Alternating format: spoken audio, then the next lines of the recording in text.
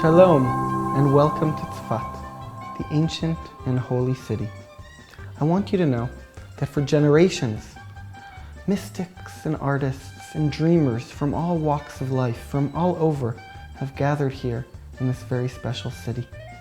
Tzfat has a lot of artists and a lot of mystics. And the truth is there's a deep connection between the job and the work that an artist does. What does an artist do? An artist paints a painting of a view you may have seen your whole life. But as you walk by and you see how they painted it, how they framed it, you look at this view and you say, my God, I've seen this view my whole life, but the way that they've captured it reminds me of how I used to see the world, of what I've forgotten.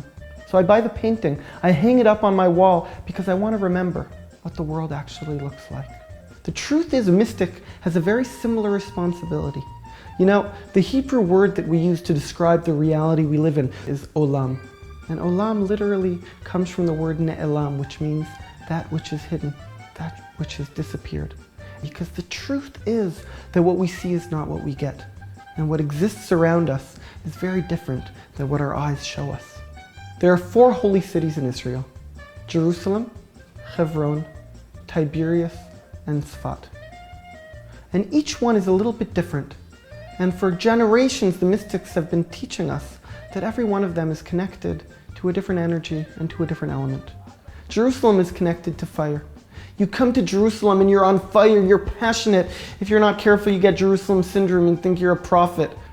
When you're in Jerusalem, that fire can be very beautiful, but it can destroy you. It's destroyed Jerusalem at least twice in the past.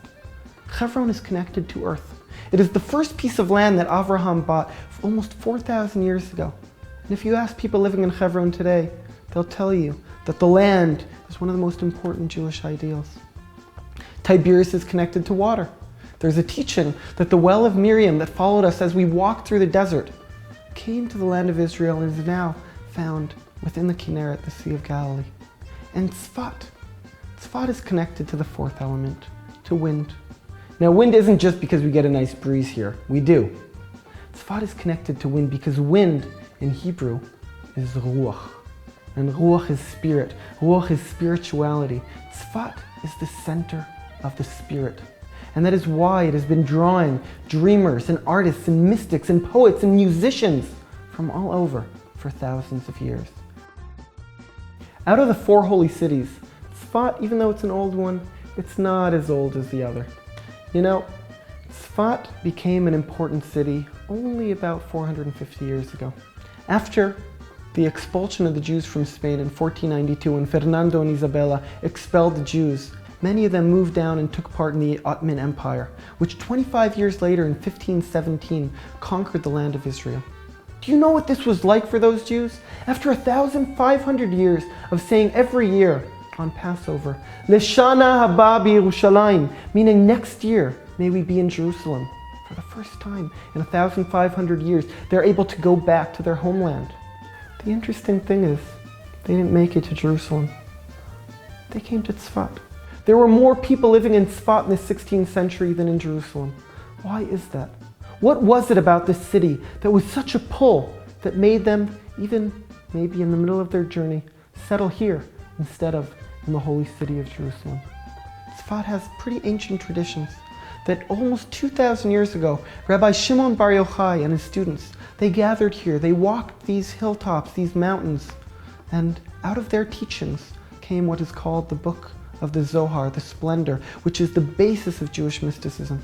In essence, Tzfat became the city of spirit not 450 years ago because all of the great mystics who came here in the 16th century. But the mystics of the 16th century were drawn to Tzfat because it has been a center of spirit for many years. In the 16th century Tzfat, so much happened here in these alleyways. So many stories, so many books were written, so many interesting characters of rabbis, so many stories of miracles and wondrous occurrences. I would like to invite you to join us on our tour. This project, SIMTAOT, was developed by Livnot Ulehibanot and Path of the Heart, the Tzfat Experience, attempting to try to give you an inside taste of what Tzfat is about. In the words of the late Rabbi Shlomo Carlebach, true light is light that when it enters into you, it stays with you forever. My name is Mordechai Zeller, and I'm a tour guide for Path of the Heart, the Tzfat experience. I'm inviting you to come join us on this mystical, magical, wonderful tour.